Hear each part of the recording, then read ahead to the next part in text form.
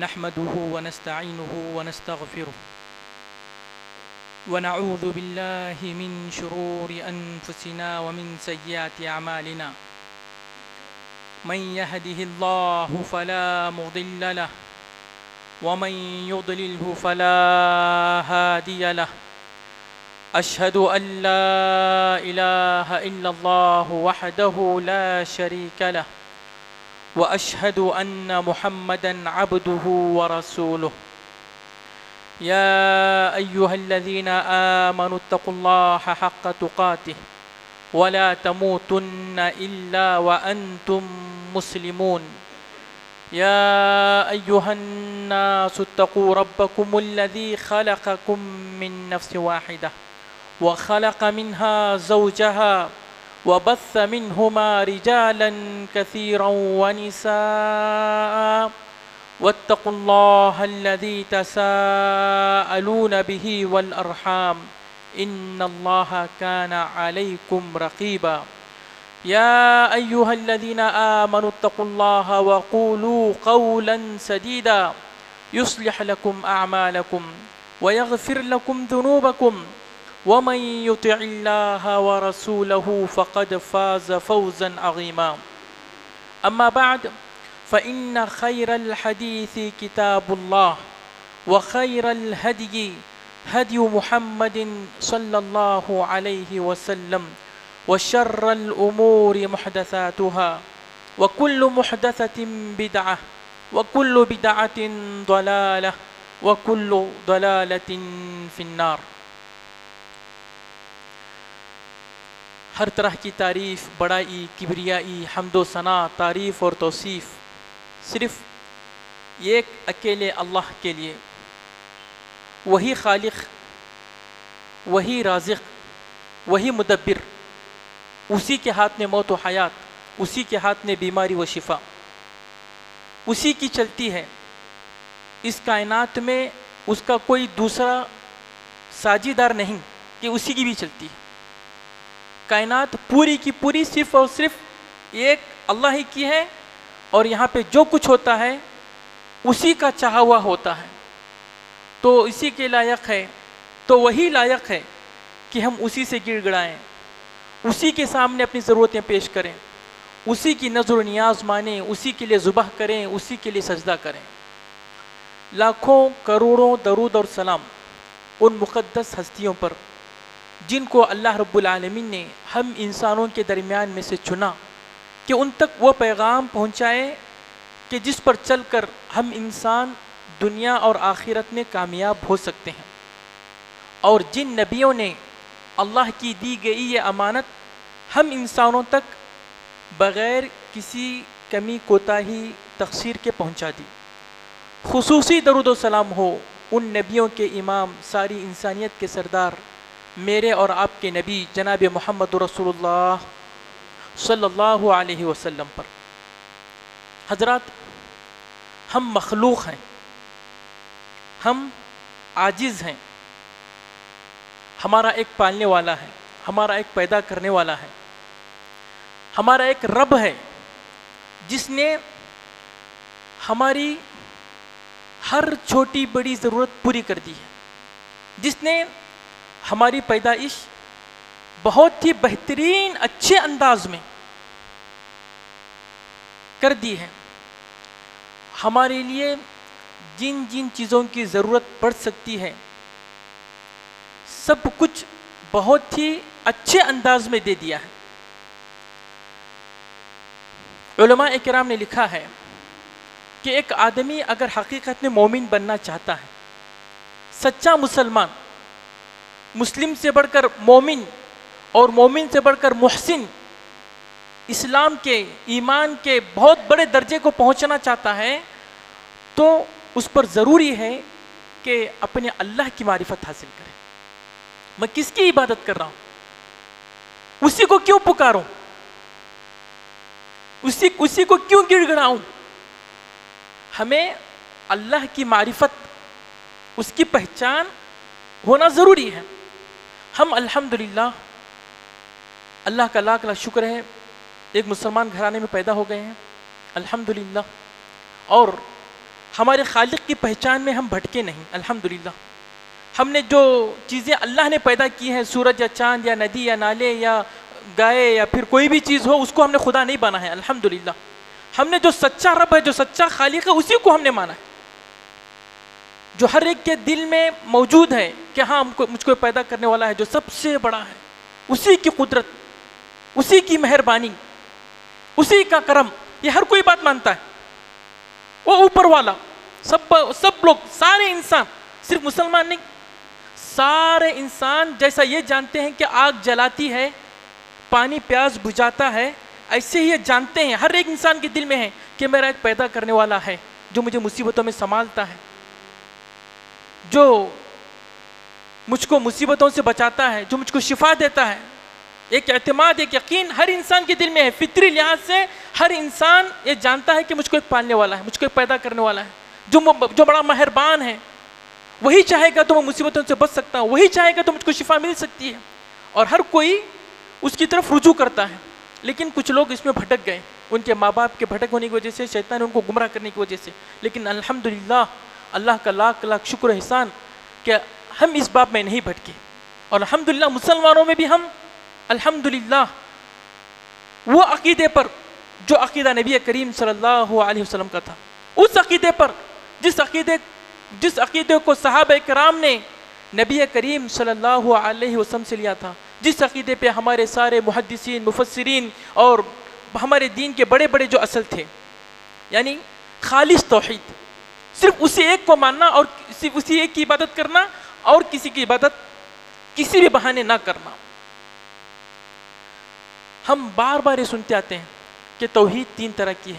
توحید ربوبیت، یہ ماننا کہ جو بھی کرنے والا ہے صرف اللہ ہی کرتا ہے، جو بھی چیزیں ہوتی ہیں اس کی چاہنے کی وجہ سے ہوتی ہیں.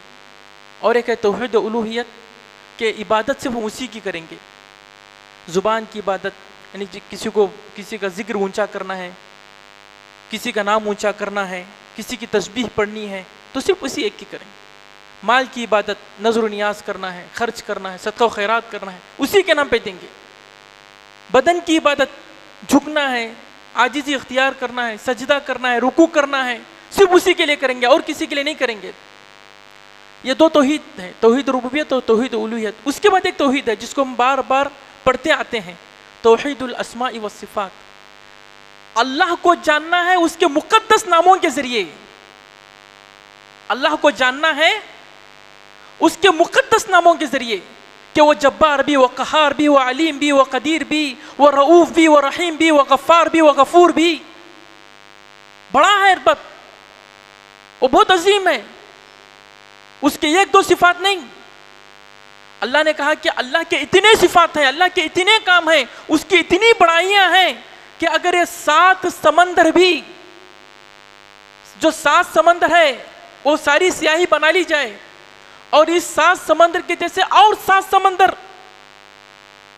بھی پیدا کر لیے جائیں اور دنیا کے جتنے درخت ہیں سب کو قلم بنا لیا جائے، تو اگر اللہ کی تعریف، اس کی بڑائی، اس کی حمد و ثنا بیان کرنے لگیں تو یہ ختم ہونے والی نہیں ہے، نہیں ختم ہوگی، کیونکہ اتنا بڑا ہے، وہ اتنا عظیم ہے. نبی کریم صلی اللہ علیہ وسلم کی جو حدیث ہم بار بار پڑھتے ہیں، ان للہ 99 اسما فمن احصاها دخل الجنہ. اللہ کے بہت سارے ناموں میں، اللہ کے ناموں کی انتہا نہیں ہے. ہم جو کہتے ہیں کہ اللہ کے 99 نام، وہ صحیح بات کیا ہے میں ابھی بتلا رہا ہوں آپ کو. اس حدیث کا مفہوم ہے کہ اللہ کے نہ ختم ہونے والے نام، اس کے نہ ختم ہونے والے کام، اس کے نہ ختم ہونے والے اختیارات ہیں. ان میں سے 99 ایسے ہیں، بہت سارے ناموں میں سے 99 نام ایسے ہیں کہ اگر کوئی آدمی اس کو زبانی یاد کرے، اس کا معنی سمجھے، اس کا ان الفاظ، وہ ناموں کا معنی کیا ہے اس کو سمجھے اور پھر وہ نام کیا بتلاتے ہیں اس پر عمل کرے، تو خلاص اس کا ٹھکانہ جنت ہے. سوال یہ ہے، ہم جانتے ہیں 99 نام ہم کو معلوم ہے یا پھر علماء کرام نے اس کو لکھا ہے، تو یہ جانیے کہ صرف 99 نام نہیں ہے، اللہ کے بہت سارے نام ہیں. ان میں سے 99 نام ایسے ہیں کہ اگر کوئی آدمی اس کو جان لے، اس کو معنی سمجھ لے، اس کا مفہوم سمجھ لے، یہ معنی کیا بتلا رہا ہے، اللہ کا یہ نام ہے تو یہ اللہ کے نام، اس نام کی وجہ سے اللہ کی کیا خوبی ہے، اور اس کے مطابق اللہ سے ڈرنے لگے، اللہ سے امید باندھنے لگے اور اللہ کے لیے عبادت کرنے لگے، تو پھر اس کا ٹھکانہ جنت ہے۔ جیسے ایک صفت میں سمجھانا چاہتا ہوں، ہم کہتے ہیں السمیع، اللہ سننے والا، بار بار قرآن میں آتا ہے، وَهُوَ السَّمِيعُ الْبَصِيرُ، دیکھو اللہ ہر چیز سن رہا ہے، اسے بچ کے رہو، جی اسے سمجھ کے رہو، وَهُوَ السَّمِيعُ، وہ ہر چیز سن رہا ہے۔ کیسے سنتا ہے؟ کوئی انسان کہہ سکتا ہے کہ ہم بھی سنتے ہیں، اللہ اکبر، کوئی انسان کہہ سکتا ہے کہ ہم بھی سنتے ہیں، لیکن حضرات میں صرف سامنے کی سن سکتا ہوں، دور کی کوئی انسان کی طاقت ہے سننے کی نہیں ہے۔ جس زبان کو میں جانتا ہوں اسی میں سن سکتا ہوں۔ اگر کوئی آدمی ایسے زبان بولے اور بہت بولے جو مجھ کو زبان معلوم نہیں ہے، میں اس زبان کو کیچ نہیں کر سکتا کہ کیا بولا جا رہا ہے، یہ کی سن سکتا ہوں، یہ کی سن سکتا ہوں، 2 کی 3 کی 4 کی کسی انسان کی طاقت نہیں ہے سننے کی، لیکن وہ میرا اللہ کتنا بڑا ہے، وہ میرا اللہ۔ ایک حدیث میں ہے، نبی کریم صلی اللہ علیہ وسلم نے ارشاد فرمایا کہ اگر دنیا کے سارے انس، سارے جن، سارے ملائکہ اور دوسری ساری مخلوق یعنی یہ درخت بھی، یہ کنکر بھی اور یہ پانی بھی، اس کے قطرے بھی، سب ایک میدان میں کھڑے ہو جائیں اور اللہ کو پکارنے لگے، تو اللہ اپنے آپ میں اتنا بڑا، اتنا کامل، اور اس کی سننے کی طاقت اتنی زیادہ گہری ہے کہ وہ ہر ایک کی بات ایسے سنے گا جیسے ایک کی سنے گا، اس میں عاجزی نہیں ہے، اس میں کسی طرح کی کمی نہیں ہے۔ جب ہم سجدے میں کہتے ہیں سبحان ربی العظیم، میرا وہ عظمت والا رب ہر عیب سے پاک، جب ہم سجدے میں جاتے ہیں گڑ گڑاتے ہیں سبحان ربی الاعلی، وہ بہت اونچا رب، اس میں ذرہ بھی عیب نہیں ہے، ذرے بھی کمی نہیں ہے۔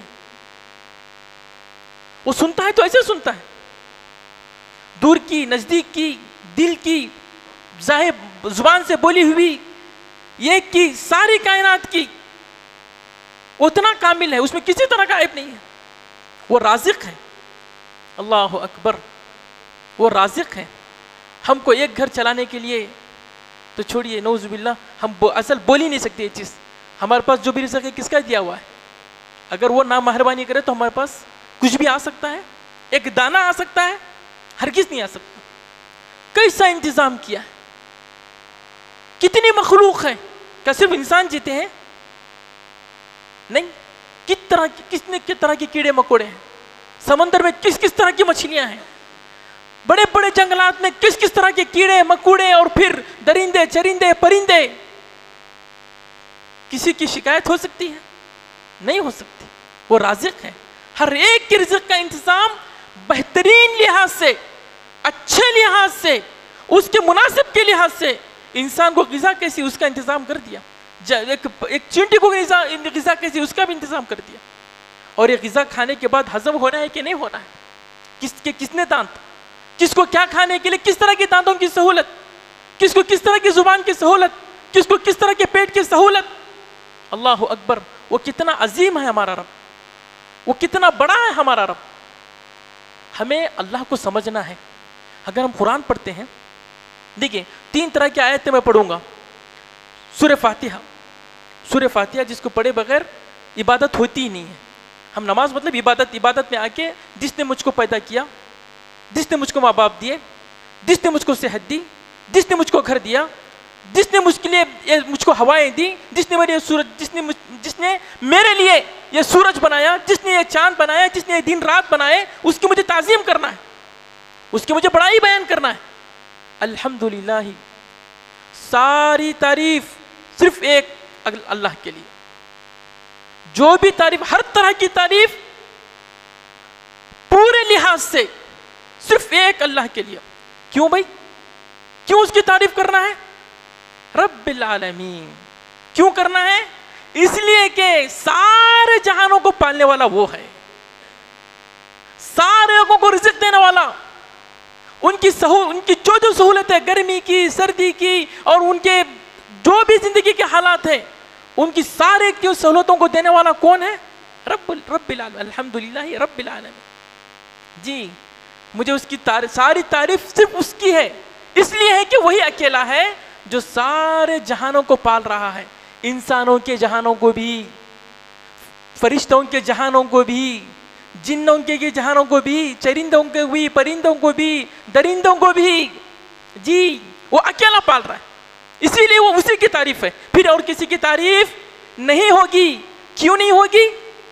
اس لیے کہ اس کے علاوہ جو ہے سب عاجز ہے، اس کے علاوہ جو بھی کیا ہے اس کا محتاج ہے، صرف ساری قدرت صرف اس کی ہے. الرحمن الرحیم، اللہ اکبر، الرحمن الرحیم. اللہ نے اپنے بعد اللہ اس کا اپنا ذاتی نام ہے، اس کے بعد اپنے لیے جو اللہ نے لقب پسند فرمایا ہے پورے قرآن میں، رحم کرنے والا. وہ پکڑتا نہیں ہے، زیادہ سخت نہیں ہے. زیادہ سخت نہ ہو تو پتہ نہیں ہر انسان گواہی دے گا کہ میں اس لائق نہیں ہوں کہ مجھ کو ایک دانہ بھی ملے. ہر انسان گواہی دے گا کہ میرے اتنے گناہ ہیں، میرے زبان کے اتنے گناہ، میرے آنکھ کے اتنے گناہ، میرے دل کے اتنے گناہ، قدم قدم پہ میں اللہ کی نافرمانی کر رہا ہوں. اللہ نے بولا کہ تمہیں یہ سوچنا ہے، میں دوسرا سوچ رہا ہوں. اللہ نے کہا کہ دوسروں کے بارے میں تمہارا یہ خیال ہونا چاہیے، میں دوسرا سوچ رہا ہوں. اللہ نے کہا کہ جسم میں نے تم کو، یہ جوانی تم کو میں نے اس لیے دی ہے اور پوری جوانی میں اپنی مرضی سے گزار رہا ہوں. لیکن پھر بھی وہ کیا ہے؟ وہ رحمان ہے. سبحان اللہ، رحم کر رہا ہے. ماں کے دل میں ہمارے لیے محبت ڈالی، ماں کے دلوں میں ہمارے لیے محبت ڈالی. اس محبت کی وجہ سے ماں بچے کی ہر تکلیف برداشت کر لیتی ہے. باپ کے دل میں بچوں کے تعلق سے ایک توجہ اور ایک ذمہ داری ڈالی، ورنہ کون باپ دھوپ میں ٹھگے گا؟ کون باپ بڑے بڑے سفر کے مشقتیں برداشت کرے گا؟ کون سا باپ صبح سے لے کے شام تک دکان میں تکلیف اٹھاتا رہے گا؟ اس نے ڈالی کہ نہیں، تمہارے بچے ہیں، تمہاری ذمہ داری ہے، تمہیں ان کے لیے تکلیف اٹھانا ہے. تو پھر دیکھیے ایک باپ تھک کے آتا ہے، بھوک بھی اس کو لگی ہے، لیکن بچے کو کھاتے دیکھتا ہے تو اس کی بھوک مٹ جاتی ہے کہ ہاں الحمدللہ اب مجھے سکون ہوا، میرے بچے کھا کے خوش ہیں، میرے بچے نے تھوڑا کھا لیا، یہ چیز ان کو پسند آ گئی، میری خوشی. باپ پھر کھاتا نہیں ہے بعد میں. باپ کی خوشی کس نے باپ کے دل میں یہ چیز ڈالی؟ کس نے باپ کے دل میں ذمہ داری ڈالی؟ کس نے ماں کی وہ ممتا دی کہ بچہ دن بھر ستاتا رہتا ہے، دن بھر روتا رہتا ہے، دوسرے سارے لوگ بے چین ہو جاتے ہیں، بچے پہ تنگ ہو جاتے ہیں کہ کتنا تنگ کر رہا ہے. لیکن ماں تھکتی ہے. اگر ماں تھکی ہوتی تو آج ہم پتہ نہیں زندہ رہتے کہ نہیں رہتے. اگر ماں تھک کے چھوڑ دی ہوتی کہ کتنا ستاتا ہے، کتنا تنگ کرتا ہے، کتنی اس کی شرارتیں ہیں، کتنی جگہ گندگی کرتا ہے، کتنی جگہ پیشاب کرتا ہے، نہیں، وہ رحمان اور رحیم ہے کہ اس نے ماں کے دلوں میں رحم کرم ڈالا، تو وہ کتنا بڑا رحیم ہوگا، وہ کتنا بڑا عفو درگزر کرنے والا ہوگا. ہم گناہ پہ گناہ کرتے ہیں، وہ نعمتوں پہ نعمتیں دیتا جا رہا ہے. الرحمن الرحیم، بہت نہایت رحم کرنے والا. نبی کریم صلی اللہ علیہ وسلم دعا کرتے تھے، اللہم انکا عفون، اے اللہ تعالیٰ، سبحان اللہ، اس کا کیا ترجمہ کرے؟ تیرا نام ہی معافی ہے، تیرا کام ہی معاف کرنا ہے، تو بخشتا ہے، درگزر کرتا ہے، گناہوں پہ پردہ ڈالتا ہے. اگر اللہ ہم کو ذلیل کرنا چاہے، میری تنہائیاں دوسروں کے سامنے لانا چاہے، وہ پردہ ڈالتا ہے، اس لیے ہم ایک دوسرے کو چہرہ دینے کے لائق ہیں. وہ بچا لیتا ہے. کبھی موقع پہ انسان کا وقت ایسا آ جاتا ہے کہ اس کی حقیقت دوسروں کے سامنے واضح ہونے والی ہوتی ہے، لیکن وہ بڑا رحمان ہے، وہ بڑا رحیم ہے، بچا لیتا ہے، پردہ ڈال دیتا ہے، لوگوں کو اس جگہ پہ آنے سے روک لیتا ہے. اگر وہ نہیں بچاتا نا، اگر وہ اس طریقے سے ہمارے گناہوں پہ پردہ نہیں ڈالتا اور ہمیں ایک دوسرے کے عیب نہ چھپانے کا انتظام نہیں کرتا، اللہ اکبر، جی نہیں سکتے تھے، ایک دوسرے کا ایک سامنا ہم نہیں کر سکتے تھے. رحمان اور رحیم کی ایک صفت میں علماء کرام نے یہ بھی لکھا ہے کہ اللہ کا ایک نظام ہے کہ وہ غم کو بھلا دیتا ہے. انسان پہ ایک وقت آتا ہے کہ غم کے سوا پہاڑ ٹوٹ پڑتے ہیں، انسان کے سامنے اندھیرا آ جاتا ہے.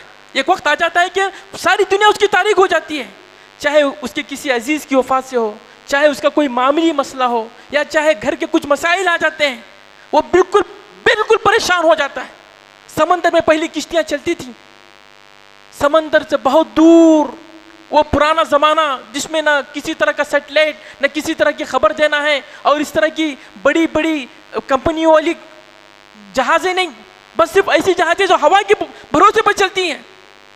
अल्लाह ने कहा कि कौन है जो तुम्हारी उतनी खतरनाक जगह पर, एक ऐसे समंदर पर जो तुम बिल्कुल आबादी से बहुत दूर, आबादी से बहुत दूर, जहां पे तुम्हें किसी की मदद नहीं आ सकती, जहां पे तुम्हें कोई तुम्हारी मदद के लिए नहीं आ सकता, उतने खतरनाक समंदरों की तारीकी में, समंदरों के बीचों बीच कौन है तुम्हारी जो हिफाजत करता है? अरब के लोग बर्री रास्ता करते थे, जंगलों में सहराओं में चलते हुए काटते थे। इस जमाने की तरह नहीं थे रास्ते, पूरे 3 ट्रैक बने हुए हैं, और फिर जगह जगह पानी का इंतज़ाम है और हमाम का इंतज़ाम है, और पूरी तरह की सहूलतें नहीं थी, बस चल पड़ते। अल्लाह पूछता था, तुम जो इतना लंबा लंबा सफ़र, ये 3-3 हज़ार किलोमीटर मक्का से निकल कर शाम को जाते हो और फिर यहाँ पे यमन पे जाते हो, किसके भरोसे पे चलते हो? कौन तुम्हारे दिल में होता है कि तुमको एक यकीन होता है कि चलो हम चल पड़ते हैं, अल्लाह हमारे साथ है, वो हमको बचा लेगा, मेरे ही तो भरोसे पे चल पड़ते हो। और तुमको अगर वहाँ पे कोई मुसीबत आ जाती है, दरिंदे हैं, चरिंदे हैं, जिन हैं, तुमको बचाता है, अल्लाह तुमको बचाता है, अल्लाह तुम्हारी वो मुसीबतों के आड़े आता है, और तुमको यकीन होता है कि अल्लाह बचाने वाला है। और यही यकीन अरब के लोगों का भी था, अबू जहल का, अबू लहब का। कुरान में अल्लाह ने कहा कि वइज़ा गशियहुम मौजुन कज़ुली दअउल्लाह मुखलिसीन लहुद्दीन, कि अरब के लोग ये कहते थे कि जब किश्ती डूब रही है, मौजें ऊपर आ चुकी हैं, छत पानी ऊपर आ गया है, किश्ती डूब रही है, आधी किश्ती डूब गई है, तब भी वो कहते कि देखो बचने का एक ही रास्ता है, वो रहमान वाले रब, वो रहम वाले रब, वो करम वाले रब, वो बहुत ज्यादा मोहब्बत रखने वाले रब को सच्चे दिल से पुकारो, उसके बारे में सच्चा अकीदा रखो। क्या अल्लाह तू मुसीबतों से निजात देने वाला है, तू परेशानी की परेशानी दूर करता है, तू गम वाले के गम को दूर करता है, तू ही तो बचाता है, तू ही तो करम करता है। सच्चे दिल से उसको मानो, उसकी मदद तुम्हें जरूर हासिल होगी, उसकी मदद तुम्हें जरूर हासिल होगी, वो तुम्हें मायूस बेमदद मगर नहीं छोड़ेगा। ये अरब लोगों का भी अकीदा था। ये अल्लाह की सिफत है, रहमान रहीम, मालिक यौमिद्दीन। कल क़यामत का सारा मामला उसके हाथ में, वो अपने रहम करम से फैसला करेगा। और ये बहुत बड़ी उसकी मेहरबानी है कि इंसाफ का पल्ला उसने अपने हाथ में रखा है। अगर इंसानों के हाथ में देता, इंसान पता नहीं क्या क्या देख के फैसला करते, ये मेरा है, ये मेरा दुश्मन है, ये गैर का है, ये इसका है, ये उसका है, लेकिन नहीं, अल्लाह अकबर, वो रहमान और रहीम रब सारा का सारा मामला हिसाब किताब सिर्फ और सिर्फ अपने हाथ में रखा।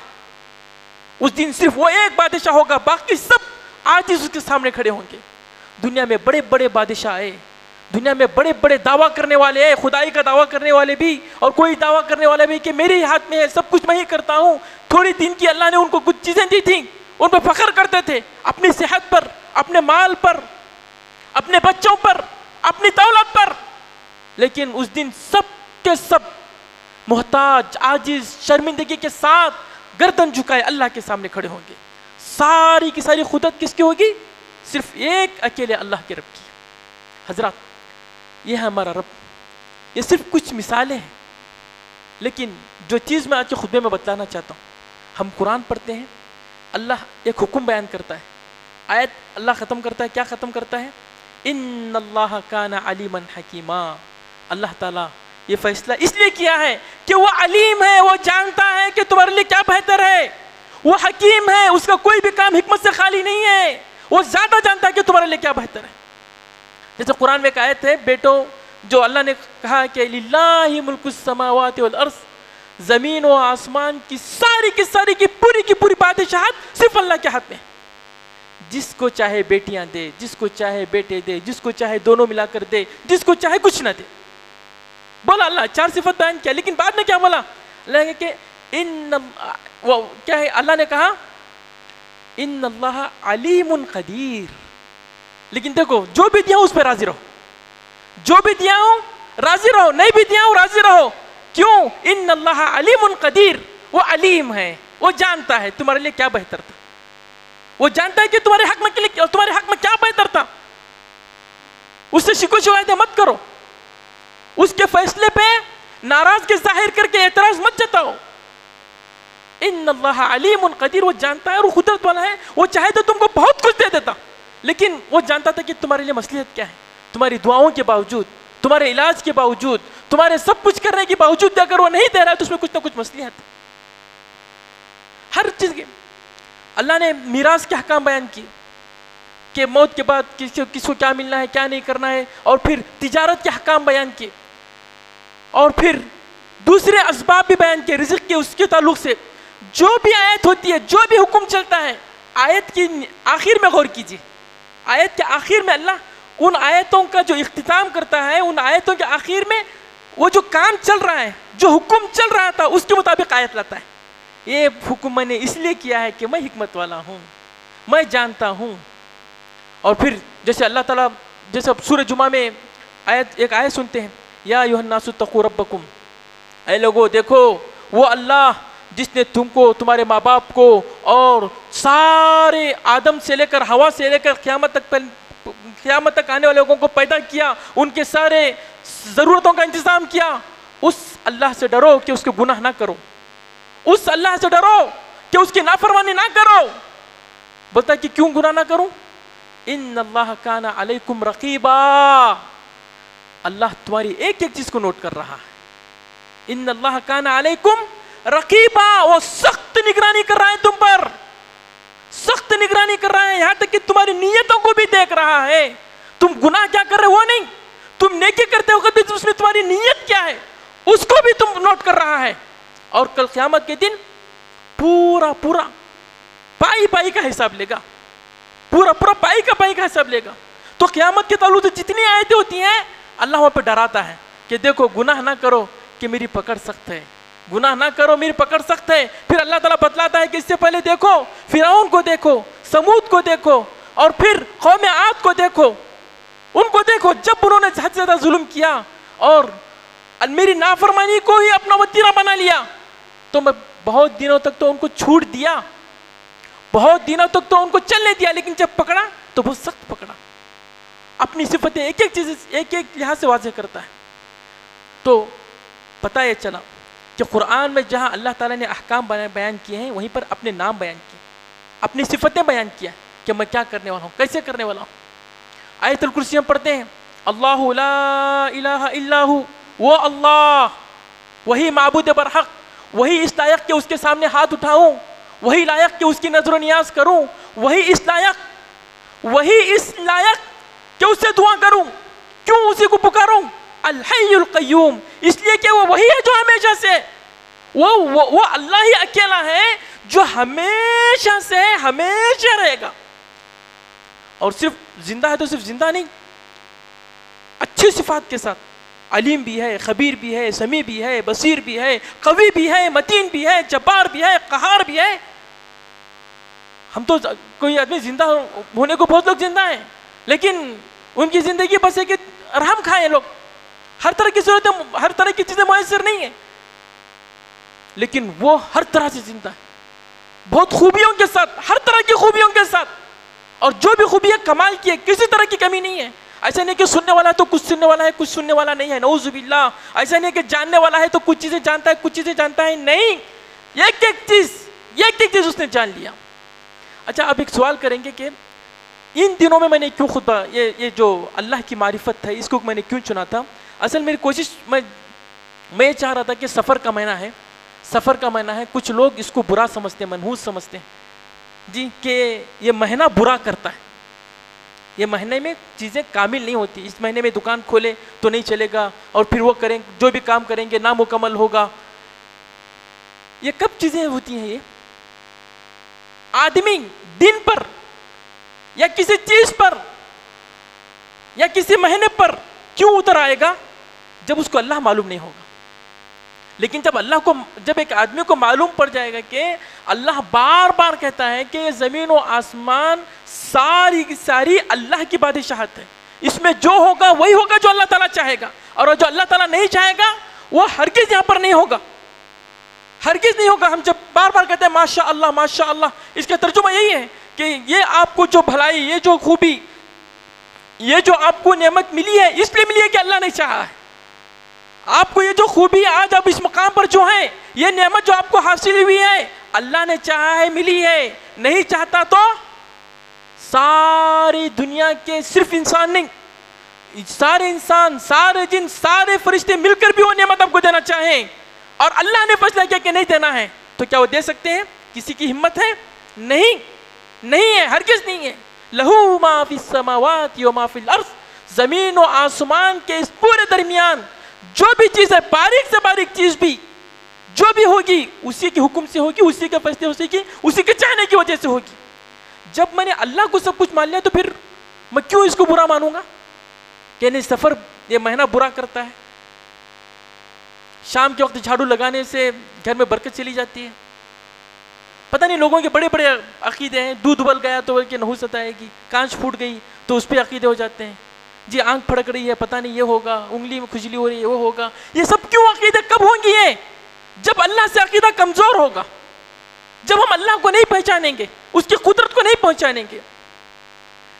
ایک تھے ہمارے شیخ محمد بن عبد الوہاب نجدی، سارے سب لوگ جانتے ہوں گے، شاید آپ جانتے ہیں کہ نہیں جانتے ہیں، لیکن وہ ہمارے مسلمان بھائی جو گمراہ ہیں، جو نعوذ باللہ جن کو شیطان نے ولیوں کی محبت کے نام پہ ان کو وہ شرک میں ڈالا ہوا ہے جس کو روکنے کے لیے خود رسول اکرم صلی اللہ علیہ وسلم آئے تھے۔ کچھ لوگ ہم کو وہابی کہتے ہیں، جو لوگ صرف اللہ کی بڑائی کرتے ہوئے، اللہ کی تعظیم کرتے ہوئے اللہ کے برابر کسی کو نہیں لاتے، اس کی عبادت میں کسی کو ہم نہیں جوڑتے، اور اللہ کا حق یہی ہے۔ جب ہم نے جان لیا کہ وہ اتنا بڑا ہے اور ہمیں معلوم ہے کہ اس کے جیسا کوئی نہیں ہے، تو پھر عبادت کس کی ہوگی؟ صرف اسی ایک کی ہوگی، اور ہم اسی راستے پر چل رہے ہیں۔ کچھ لوگ ہم کو وہابی کہتے ہیں، وہابی، یہ دیکھو وہابی جا رہا ہے۔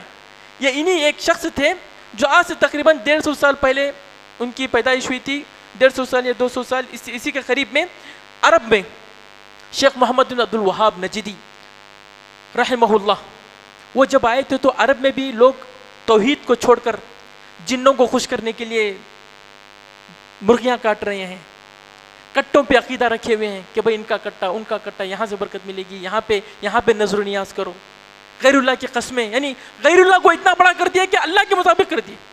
اللہ ہی اس لائق ہے کہ اس کے نام کی قسم کھا کے یقین دلایا جائے گا کہ میں جھوٹ نہیں بول رہا ہوں، لیکن انہوں نے اللہ کے علاوہ دوسرے لوگوں کو اس لائق بنایا کہ نہیں یہ بھی اس لائق ہے کہ ان کے نام کی قسم کھائی جائے۔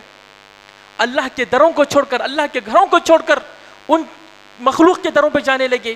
اس طرح کی جو وبائیں ہمارے یہاں عام ہیں، اللہ کی عبادت میں دوسروں کو شریک کرنا، ان کے زمانے میں بھی اس طرح کی چیزیں پیدا ہو گئی تھی۔ تو انہوں نے ایک کتاب لکھی، کتاب التوحید، کتاب التوحید الذی حق اللہ علی العبید، وہ توحید کا بیان، اس توحید کا بیان کہ جو توحید اللہ کا حق ہے بندوں پر۔ یہ بات کسی کو سمجھ میں آئی؟ اس توحید کا بیان کہ جو بندوں پر حق، اللہ کا حق ہے بندوں پر، یعنی ہے کہ جس اللہ نے ہم کو رزق دیا، ہمارے لیے ساری سہولتیں دی، بہترین سے بہترین سارے انتظامات فرمائے، اس اللہ کو ہمیں کیا کرنا ہے؟ اس اللہ کے لیے ہمیں کیا کرنا ہے؟ ہم لوگ کہیں گے کہ نہیں نماز پڑھنا ہے، اس کے لیے روزہ رکھنا ہے، اس کے لیے زکوٰۃ دینا ہے، اس کے گھر کا حج کرنا ہے، اور پھر اس کے احکامات بجا لانا ہے، اور یہ کہ اس کے جن چیزوں سے اس نے منع کیا ہے کہ یہ چیزیں مجھ کو پسند نہیں، ان چیزوں سے بچنا ہے۔ یہ جواب ہوگا، یہ بھی بالکل صحیح ہے، یہ بھی بالکل صحیح ہے، لیکن ایک بات غور کیجئے، اس اللہ کا حق ہم پر سب سے زیادہ یہ ہے کہ ہم اس کی عبادت میں دوسروں کو شریک نہ کریں۔ جس اللہ نے اکیلے یہ ساری نعمتیں ہم کو دیں، جو اللہ اکیلے یہ سارے انتظامات کرتا ہے، جو اللہ اکیلے یہ ساری بادشاہ چلاتا ہے اور اس کے چلانے میں اس کا کوئی شریک نہیں ہے، اس کا ہم پر سب سے بڑا حق یہ ہے کہ ہم اس کی عبادت میں کسی اور کو شریک نہ کریں۔ یعنی کیا مطلب؟ یہ کہ اس کے گھر کا طواف کر رہے ہیں تو کسی اور کے گھر کا طواف نہ کریں، اس کی قسم کھا رہے ہیں تو کسی اور کی قسم ہرگز نہ کھائیں، اس کے لیے ذبح کر رہے ہیں تو کسی اور کے لیے ہرگز ذبح نہ کریں۔ جی یہ اصل حق ہے، اور جنت و جہنم کا بھی فیصلہ اسی پر ہوگا۔ جنت و جہنم کا بھی کل فیصلہ جو ہوگا صرف یہ چیز دیکھا جائے کہ کس نے شرک کیا کس نے شرک نہیں کیا. ایک بہت بڑا عابد, بہت بڑا نمازی, بہت زیادہ حج کرنے والا, لیکن یہ کہ وہ رسول اکرم صلی اللہ علیہ وسلم جن کو ہمیں حکم ہے کہ ہم ان کو بندہ کہیں, رسول اکرم صلی اللہ علیہ وسلم کا جب نام لیتے ہیں تو کیا کہتے ہیں؟ اشہد ان محمدن عبدہ ورسولہ, وہ اللہ کے بندے ہیں. اگر اس نے غلطی سے نبی کریم صلی اللہ علیہ وسلم کو بھی کہا کہ نہیں, نبی صلی اللہ علیہ وسلم بھی حاضر و ناظر, نبی صلی اللہ علیہ وسلم بھی غیب جاننے والے, اور نبی کریم صلی اللہ علیہ وسلم بھی اس لائق ہیں کہ میں ان کو پکاروں, تو اس نے کیا کیا؟ اس نے یہ نہیں کہا کہ اللہ اپنی عبادت میں اکیلا ہے, بلکہ کہا کہ نہیں, نبی صلی اللہ علیہ وسلم بھی عبادت میں شریک ہے, نبی صلی اللہ علیہ وسلم بھی اس لائق ہے کہ میں ان کو پکاروں. تو اللہ نے کہا کہ ایسا شخص میری جنت کا لائق نہیں. یہ ماننا کافی نہیں ہے کہ اللہ ہی رب ہے, اللہ ہی خالق ہے, اللہ ہی معبود ہے. جو چیز میں بتلانا چاہ رہا ہوں وہ یہ ہے کہ آدمی اپنے دل سے مانے کہ جب اللہ ہی اکیلا خالق ہے تو میری یہ عبادتیں, چاہے پکار کی ہو, چاہے ذبح کی ہو, چاہے نظر و نیاز کی ہو, چاہے کسی کے گھر کو جانے کی ہو, یہ صرف اللہ کے لیے خاص ہے. ان کی عبادتوں میں کسی اور کو ہرگز میں شریک نہیں کروں گا. انہوں نے یہ چیز سمجھانے کے لیے کتاب لکھی, بہت اچھی کتاب ہے, بہت بہترین کتاب ہے. اللہ نے اس کتاب کو بہت مقبولیت دی. اس کتاب انہوں نے بہت سمجھانا چاہا کہ عبادت صرف ایک اکیلے اللہ کی ہوگی. ایک اللہ کی طرف جو بھی عبادتیں ہیں, زبان کی, مال کی, جسم کی, ساری عبادتیں, دل کی عبادت, خوف کی, توکل کی, امید باندھنے کی, یہ صرف اللہ کے ساتھ جوڑی جائے گی اور کسی کے ساتھ ہرگز نہیں جوڑی جائے گی. خود نبی کریم صلی اللہ علیہ وسلم یا کسی سے امید نہیں باندھی جائے گی کہ وہ لوگ وہ کام ہمارا سنبھالیں گے, وہ کام ہمارا بھی کم کر دیں گے. نہیں, توکلت علی اللہ, میرا بھروسہ صرف اللہ پر. حسبی اللہ, اللہ میرے لیے کافی. حسبی اللہ لا حول ولا قوت الا باللہ, نہیں ہے کہ کوئی مجھ میں طاقت دے نیکی کرنے کی, اور نہیں ہے کہ جو مجھ کو کوئی گناہوں سے بچا سکے, مگر کس کی طاقت, کس کے حکم سے؟ صرف اللہ کے حکم سے. تو اللہ کو ہر چیز میں اکیلا کرنا ہے. انہوں نے کتاب ختم کی کہ بھئی پہلے اللہ کو تو جانو کہ اللہ کون ہے. آیت ذکر کی, وما قدر اللہ حق قدری والارض جمیعا قبضتہ یوم القیامہ والسماوات مطویات بیمینہ. انہوں نے کہا کہ اے لوگو, تم کس اللہ کو چھوڑ کر دوسروں کے سامنے ہاتھ پھیلا رہے ہو؟ کس اللہ کو چھوڑ کر دوسروں سے امید لگائے ہو؟ تم کو معلوم ہے اللہ کون ہے؟ اللہ نے کہا کہ قرآن میں اللہ نے کہا اللہ کون ہے؟ اللہ وہ ہے کہ جس کی ایک مٹھی میں یہ سارے ساتوں زمین ہوں گے. اللہ اتنا عظیم ہے, اتنا بڑا ہے کہ اس کی ایک مٹھی میں یہ ساتوں زمین ہوں گے, اور ایک دوسرے ہاتھ میں ساتوں آسمان لپٹے ہوئے اس کے ایک ہاتھ میں ہوں گے. یعنی ایک مٹھی میں, ایک ہاتھ کی مٹھی میں ساتوں زمین اور ساتوں آسمان ایک لپٹے ہوئے, جیسے آدمی کاغذ لپٹ کے رکھتا ہے, ایک لپٹے ہوئے ایک ہاتھ میں ہوں گے. پھر رسول اکرم صلی اللہ علیہ وسلم نے ایک دوسری مسلم کی حدیث میں فرمایا, اسی آیت کی وضاحت میں, کہ اللہ وہ ہے کہ جس کے ایک انگلی پر دنیا کا سارا پانی, جس کی ایک انگلی پر دنیا کے سارے درخت, جس کی ایک انگلی پر دنیا کی ساری مٹی, ساری چیزیں اس کے ایک انگلی پر ہوں گی. اتنا عظیم رب, اتنی قدرت والا رب, اس کو چھوڑ کر ہم دوسری جگہ جائیں, دوسری چیزوں پر عقیدہ رکھیں, تو پھر یہ اللہ کی ناقدری نہیں ہوگی کہ اتنا بڑا عظیم رب ہے ایک طرف, اور دوسری طرف ایک عاجز مخلوق جو صرف اللہ کی محتاج تھی, جو اللہ کے رحم و کرم پر چلتی تھی, ہم اس کے سامنے بھی جائیں, اس کے بھی سامنے جائیں, اس کے سامنے بھی جائیں, تو پھر اللہ کی ناقدری ہے, اللہ کی ناقدری کہیں. تو اللہ نے کہا کہ دیکھو, اگر کوئی ایسا کر رہا ہے کہ میں اتنا عظیم, اتنا بڑا اور اتنی قدرت والا اور اتنی حکمت والا ہوتے ہوئے بھی میرے مخلوق کو بھی جا رہا ہے, میرے مخلوق بھی بھروسہ رکھ رہا ہے, میرے مخلوق کے سامنے جھک رہا ہے, تو جیسے اس نے میری قدر نہیں کی اور وہ میری نعمت سے محروم رہے گا, وہ میرا انعام جنت کا انعام, اس سے وہ محروم رہے گا. اللہ رب العالمین سے دعا ہے کہ اللہ رب العالمین ہمیں اپنی معرفت نصیب فرمائے, ہمیں اس کی محبت کی لذت دے, ہمیں توفیق دے کہ ہم اس کو دل سے پکاریں, شوق سے پکاریں, دیوانہ بن کے پکاریں, اور صرف اسی کو پکاریں, اور کبھی کسی بھی معاملے میں اس کے ساتھ کسی کو شریک نہ فرمائیں. سبحان ربک رب العزت عما یصفون وسلام علی المرسلین والحمد للہ رب العالمین.